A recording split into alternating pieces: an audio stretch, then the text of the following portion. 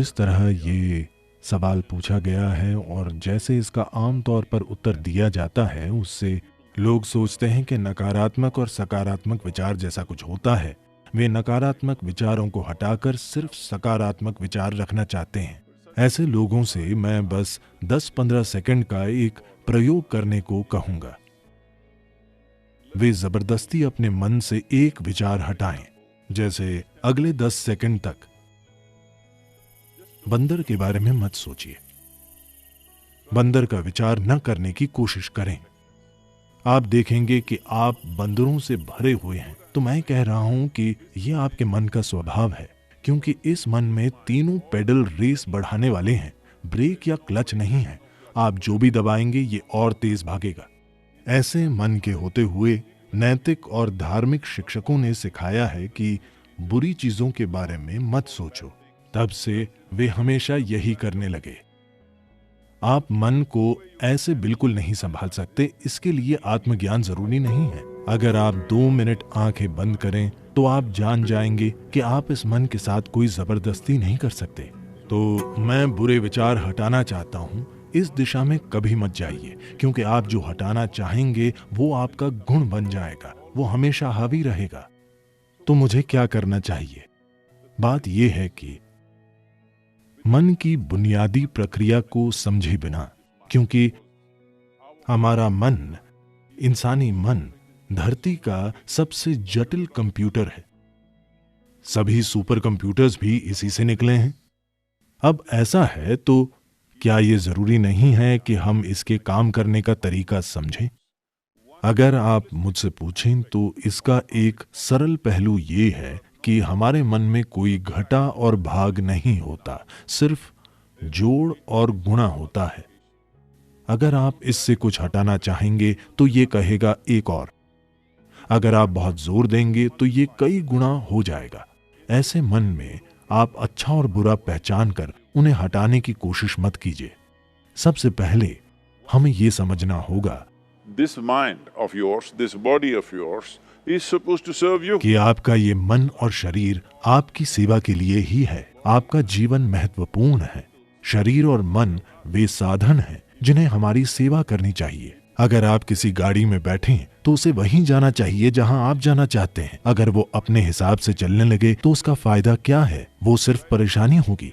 फिलहाल दुर्भाग्य से ज्यादातर मनुष्य इंसानी मन की इस शानदार संभावना को एक परेशानी, एक समस्या की तरह अनुभव कर रहे हैं। ये आपके पास मौजूद सबसे सुंदर चीज है। बस आपको इसके काम करने के तरीके पर थोड़ा ध्यान देना होगा। सबसे पहले यही करना होगा। इसी कारण हम एक सरल सी चीज, ईशा क्रिया लेकर आए। ये आपको आपकी शारीरिक और मानसिक प्रक्रिया से अलग करने के लिए है। आप जैसी एक चीज है जो मौजूद है। ये आपके सभी विचारों और भावनाओं और शारीरिक प्रक्रियाओं का जोड़ नहीं है। आप इन सब से परे हैं। अगर आप अपनी आंखें बंद कर लें तो कुछ नहीं दिखता, पर आप मौजूद होते हैं।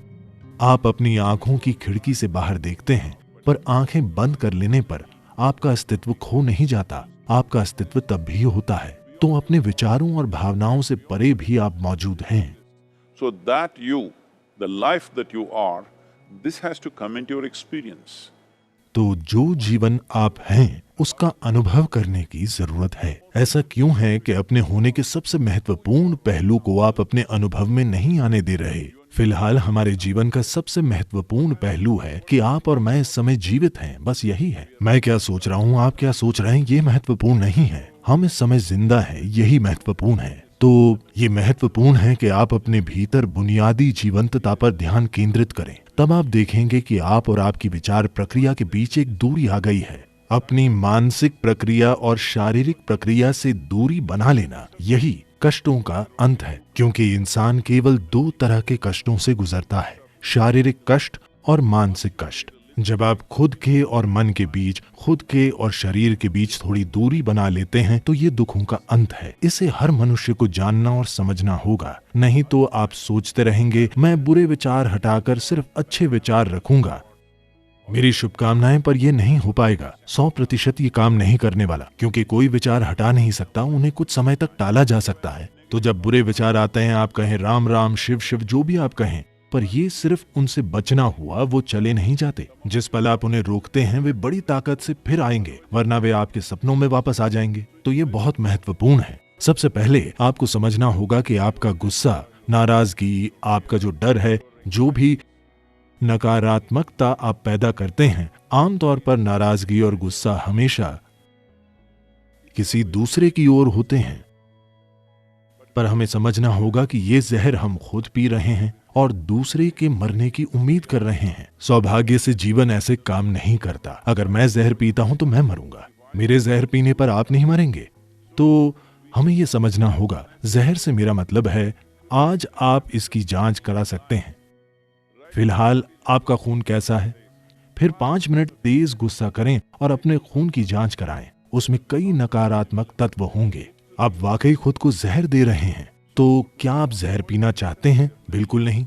अब मैं क्या करूं? ये सवाल एक तरह की मजबूरी से आ रहा है। कुछ मत कीजिए, बस आराम से बैठिए और बस जीवन प्रक्रिया पर ध्यान दीजिए। शायद आपके दिल की धड़कन या आपकी सांस, शायद जीवित होने की अनुभूति, आप कितने संवेदनशील या बोध पाने की काबिलियत रखते हैं, उसी के हिसाब से कुछ चीजें, शरीर की कोई संवेदना, आपकी सांसें, दिल की धड़कन या कुछ ऐसा लें जो आपको जीवन का संकेत देता हो। बस उस पर कुछ समय तक ध्यान दीजिए। धीरे धीरे आप देखेंगे कि आप और आपने जो इकट्ठा किया है उनमें एक दूरी आ गई है। इकट्ठा की गई चीजें हैं आपकी शारीरिक प्रक्रिया और मानसिक संभावना या फिर मानसिक अस्त व्यवस्था।